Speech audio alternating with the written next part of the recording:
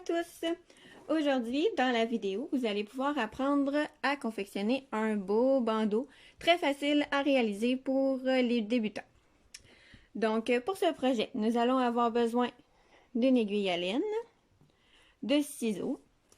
Nous allons utiliser de la laine super bulky, donc c'est de la numéro 6, et elle se tricote avec des aiguilles 12,75 mm. Donc, j'utilise des aiguilles 12,75 mm. Et nous allons avoir besoin d'un ruban à mesurer si vous voulez faire exactement la même longueur que moi.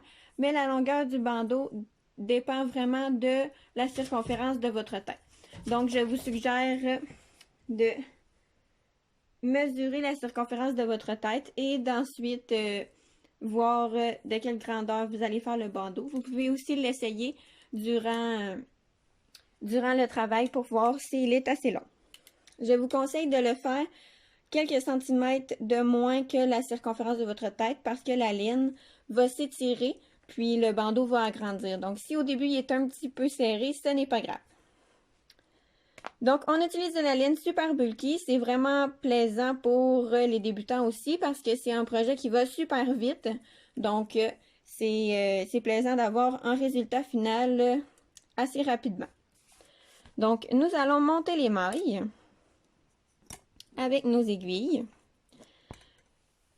On se laisse un petit excédent de fil à gauche et notre balle de laine à droite. Donc, nous allons faire un nœud coulant. Je fais un cercle comme ceci et je passe le fil qui provient de la balle de laine entre les deux, entre le rond pour faire un signe d'interdit.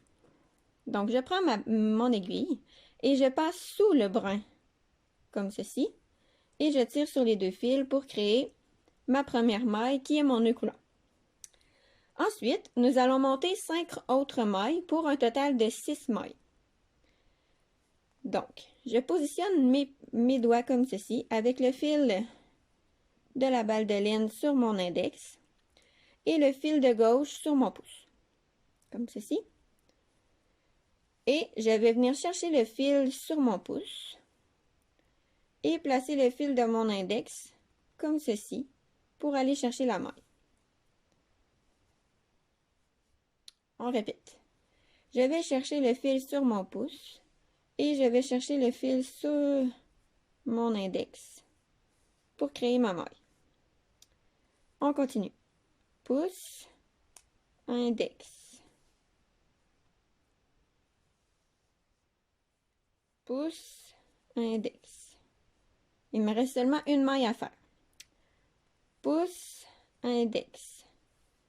Et voilà, notre montage est déjà terminé. Donc, pour ce projet, nous allons travailler le point de riz. Le point de riz, c'est un bon point pour se familiariser avec la maille endroit et la maille envers. Donc, nous commençons avec une maille endroit. Une maille endroit. Ensuite, nous plaçons notre fil à l'avant et nous réalisons une maille envers. Une maille envers. Nous plaçons notre fil à l'arrière et nous réalisons une maille endroit. Nous plaçons notre fil à l'avant et nous réalisons une maille envers. Nous plaçons notre fil à l'arrière et nous réalisons une maille endroit. Nous plaçons notre fil à l'avant et nous réalisons une maille envers. Donc, pour le point de riz, c'est important d'être assez concentré lorsqu'on le réalise car il faut vraiment alterner maille endroit et maille envers. Donc, si on se trompe et que nous faisons 2 mailles endroit de suite, eh bien, le point ne sera pas exactement ce que l'on veut. Donc, on peut bien le voir à l'écran, c'est vraiment une alternance de maille endroit et de maille envers. Donc, ça fait vraiment un joli résultat. Donc, j'ai commencé mon premier rang avec une maille endroit. Donc, je dois commencer le deuxième rang avec une maille envers.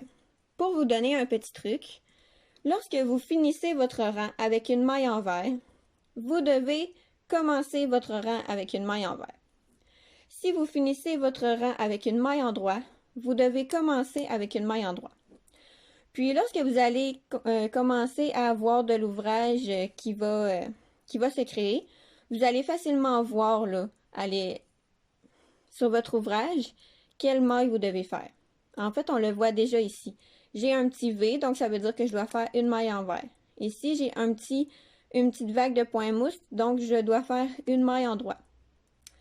Donc, on va le faire ensemble. Une maille envers pour commencer. Et bien important de toujours penser à replacer le fil. Une maille en droit en deuxième. Une maille envers.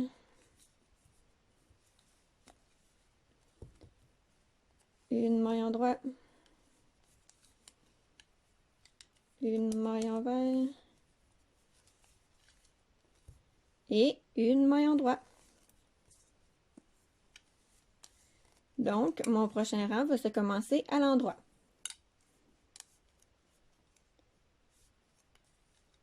Une maille en droit. Une maille envers. Une maille en droit. Une maille envers. Une maille en droit. Et une maille envers. J'ai terminé à l'envers, donc mon prochain rang devra se commencer à l'envers. Donc, je vous laisse continuer à tricoter jusqu'à la longueur désirée. Et puis, nous allons terminer le petit bandeau parce que c'est vraiment super simple. Lorsqu'on a terminé de créer la longueur désirée, ensuite, il reste seulement à rabattre les mailles et à créer le petit nœud ici pour le devant du bandeau. Donc, je vous invite à continuer votre bandeau pour avoir la longueur désirée et on se retrouve ensuite. Donc, j'ai terminé de faire mes rangs au point de riz. Donc, je vais vous montrer quelle longueur j'ai fait mon propre bandeau. Donc, tout dépend de la circonférence de la tête pour la personne à qui va être le bandeau. Donc, pour moi, j'ai fait un bandeau d'environ 40 cm, 41 presque. Donc, c'est la longueur de mon ouvrage. Donc, maintenant, qu'est-ce que nous allons faire? C'est que nous allons fermer notre ouvrage. Donc, nous allons rabattre les mailles. Pour rabattre les mailles, nous allons tricoter 2 mailles à l'endroit. Donc, je tricote les 2 premières mailles à l'endroit.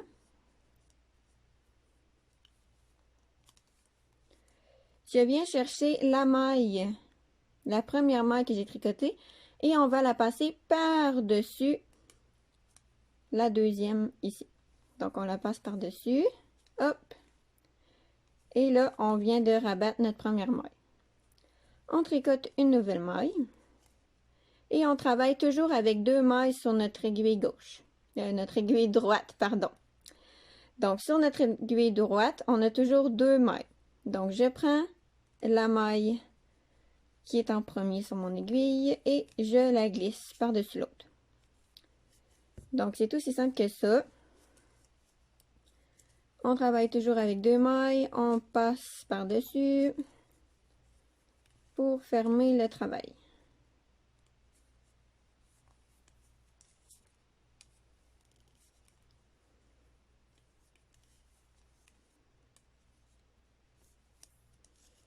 Et voilà, maintenant il me reste seulement une maille. Donc, je vais venir me couper un long bout de fil pour terminer le bandeau. Et avec mon aiguille à laine, je vais rentrer le fil à l'intérieur. Et je vais passer le fil dans ma dernière maille, comme ceci.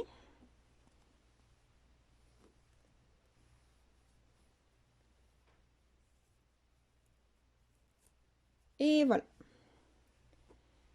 On a rabattu nos mailles. Donc maintenant, on va venir faire la couture du bandeau, puis enrouler la laine pour créer le petit nœud à l'avant. Donc pour la couture, on va venir utiliser notre aiguille à laine et on va passer le fil à travers les mailles de chaque côté.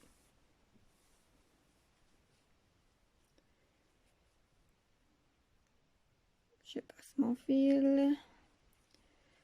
Et là, qu'est-ce qui est magique avec le fait de faire un bandeau avec une boucle à l'avant? C'est que même si vous n'êtes pas des pros de la couture et que votre couture n'est pas totalement invisible, bien ça va venir cacher dans le fond la couture. Donc, on essaie tout de même de faire une belle couture. Comme ceci, en alternant de chaque côté. Je tire sur mon fil et hop, ça vient fermer. Et ça vient rapprocher les deux côtés ensemble.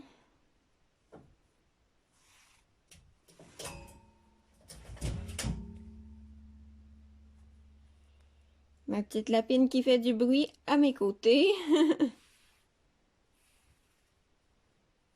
Comme ceci. Il m'en reste encore quelques mailles.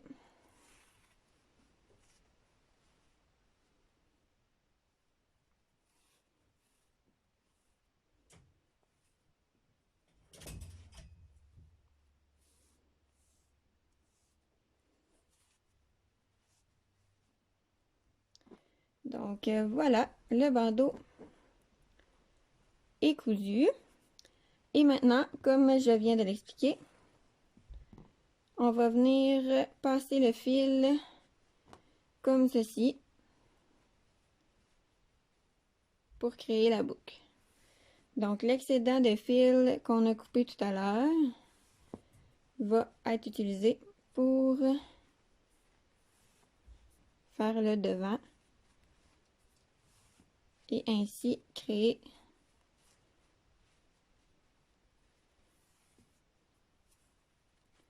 la boucle.